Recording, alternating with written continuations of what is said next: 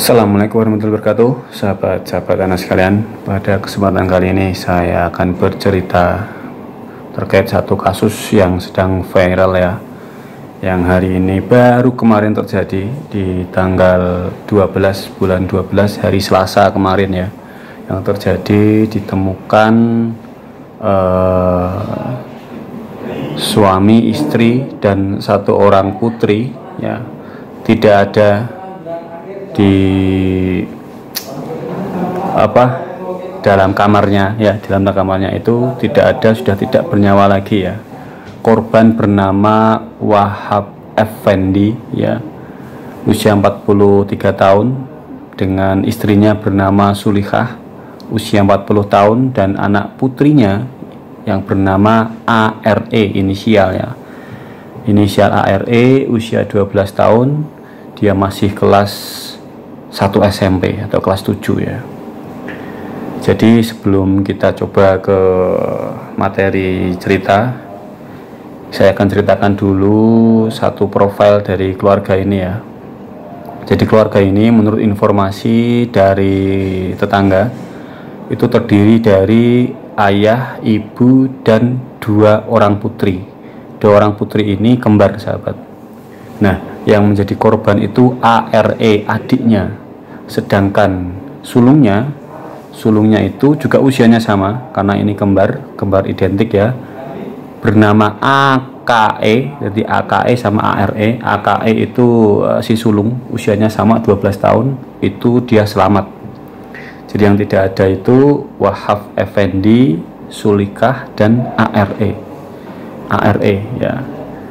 ARE sebut saja Mawar ya. Mawar itu adiknya, Melati itu kakaknya ya. AKE itu si Melati, untuk mempermudah cerita saja ya. Jadi ini kronologisnya sahabat-sahabat, pada tanggal 12 Desember di 2023 kemarin, itu persis kemarin. Jadi Wahab Effendi ini seorang guru SD, sahabat. Seorang guru SD di Kecamatan Sukun, Kabupaten Malang. Dia mengajar di kelas 5 SD ya. Di kelas 5 SD, sahabat-sahabat sekalian. Menurut informasi dari tetangga, Wahab Effendi ini dikenal dia baik tapi cenderung pendiam. Dia aktif dalam kegiatan lingkungan, ikut tahlilan ataupun kegiatan-kegiatan lingkungan yang lain, dia juga ikut aktif, dan dikenal tidak ada permasalahan ya. Untuk sahabat teman-temannya tidak pernah tahu cerita tentang satu kondisi ekonominya, itu belum tahu. Nah, Ibu Sulikah ini ibu rumah tangga, sedangkan ARE tadi si Melati ya, si siapa adiknya itu kelas 1 SMP ya. Jadi ini kronologisnya, sahabat. Jadi di malam hari, dini hari Selasa. Jadi mungkin di malamnya ya. Jadi malamnya itu berarti hari Senin ya. Hari Senin malam itu, sahabat. Senin malam menjelang Selasa ya. Itu sebenarnya suami istri si Sulikah sama si Wahab itu tidur di kamarnya. Sedangkan Are sama AKE, adik kakak kembar, itu tidur di kamarnya juga. Jadi masing-masing tidur di kamar masing-masing ya. Jadi suami istri sama anak-anaknya tidur di kamar masing-masing. Tapi entah kenapa jam 3 dini hari, berarti sudah masuk hari Selasa, sahabat. Jam 3 dini hari, ayahnya ini Wahab Effendi lalu kemudian membangunkan ARE usia 12 tahun. ARE tadi dibangunkan, adiknya ya, dibangunkan untuk diminta pindah tidur bersama ayah ibunya, sahabat. Sedangkan AKE ini si sulung ya, itu juga terbangun waktu itu di jam 3 dini hari, terbangun, tapi kemudian dia tidur lagi. Nah, tidur lagi. Lantas kemudian singkat cerita sekitar jam 8 pagi, AKE ini si sulung korban yang selamat ini, dia bangun kesiangan. Lantas kemudian dia menuju ke kamar ayah ibunya. Ketika dia menuju ke kamar ayah ibunya, kondisi kamar dalam keadaan terkunci, sahabat. Dalam keadaan terkunci, lalu kemudian dia tidak bisa mendobrak, tidak bisa membuka. Akhirnya dia berteriak-teriak keluar rumah untuk meminta bantuan warga sekitar. Lantas kemudian warga sekitar datang, Pak RT beserta warga-warga pada datang ke rumah itu, mendapati bahwa rumahnya di kamarnya itu dalam kondisi terkunci. Itu jam 8 pagi. Karena dalam kondisi terkunci, lalu kemudian Pak RT bersama warga akhirnya didobrak, sahabat. Setelah didobrak, didapati bahwa si Sulikah tadi, Ibu Sulikah usia 40 tahun beserta anaknya ARE 12 tahun sudah dalam kondisi tidak bernyawa, sahabat.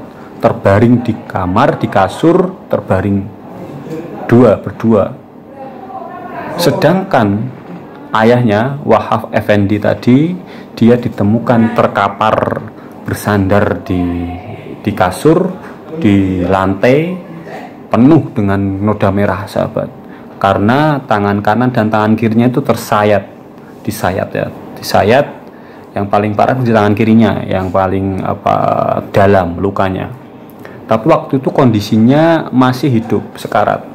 Lantas karena si Wahab Effendi ini dalam kondisi masih hidup, maka warga kemudian berinisiatif untuk membawa ke rumah sakit. Tapi sahabat, akhirnya jam 8.50, jadi 50 menit kemudian Wahab Effendi tidak tertolong, akhirnya meninggal dunia. Nah, terus kemudian dari sini disimpulkan bahwa keluarga tadi, jadi si Wahab Effendi, istri dan anaknya adalah bukan korban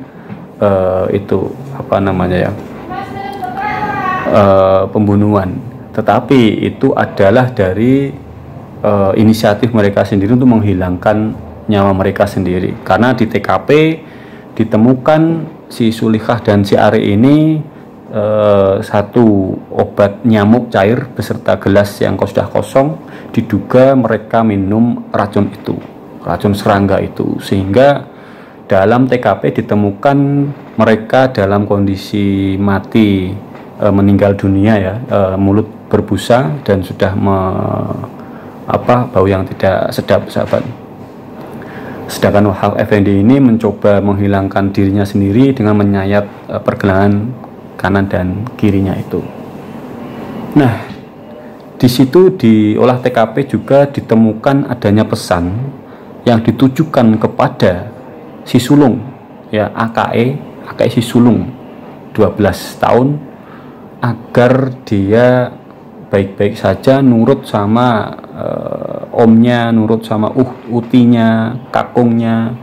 Dan ini sangat dramatik sekali menurut saya ya. Jadi pesan ini ditulis oleh ayahnya ya, jadi itu.